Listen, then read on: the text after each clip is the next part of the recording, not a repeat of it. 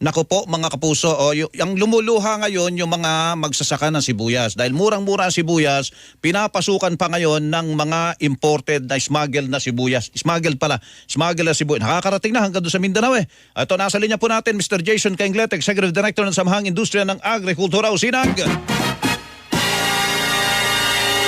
Mr. Kainglet, magandang umaga po. Hello.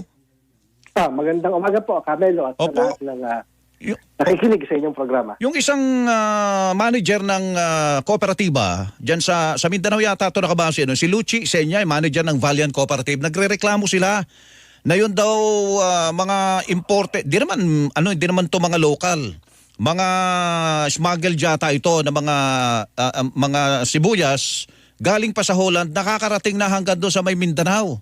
Ano bang balita dyan, Mr. Kainglet? Yung balita sa atin po sa nakaraang 2-3 linggo, nagugulat nga yung ating mga onion farmers kasi ang bentahan sa online ng sibuyas ay hanggang bumababa sa 25 hanggang 30 pesos. Ito po ay siguradong hindi local kasi ang local natin, Camelo, 30 pesos yung palang gasto sa production yun. So, hindi naman magbebenta ang magsasaka natin ng palugi. Hindi niya ibebenta sa 25, mas mababa pa sa kanyang gastos. Kaya ang talagang tingin nila, nakikita sa mga larawan ay imported to kung hindi man outright smuggled na mga sibuyas. Oo. Paano ba malalaman sa itsura? Sa itsura ba makikita mo kung hindi yan local? O yan ay imported? Sa itsura, yan yung talagang malalaki, makikinis.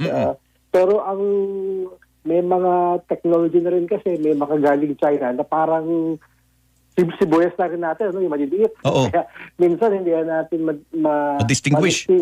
Pero ang sa ngayon, yung presyo talaga ang talagang magsasabi sa'yo kung ito ay imported dahil ibinibenta sa murang-mura. Gastos, murang-mura. Mas mababa pa sa kanilang cost of production. Magkano ba ang cost of production sa isang hektarya ng tanim ng sibuyas? Kada kilo, nasa 25 hanggang 30 po ang kanilang gastos. Kaya kung ibinebenta ng 25 o 30 rin, sigurado hindi kanila yun dahil lugi. Palugi yun eh. Palugi yung benta. Magkano ba ang farm gate price ng local ngayon? Ingat, ang farm gate ngayon nasa 31 hanggang 35, talagang barat na barat sila.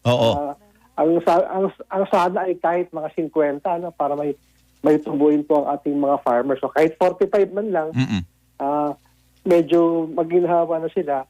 Wag naman yung nasa cost of production lang yung kanilang farm. Kawawa po talaga sila ngayon. Yung mga nagre-report, yung mga taga Cagayan de Oro, ang sibuyas daw doon galing Holland. May iba pa bang pinanggagalingan ng mga smuggled ngayon na sibuyas, Jason? Dalawa lang naman po ang ating main source ng sibuyas na imported. Kung di Holland, China. Yun ang pinanggagalingan.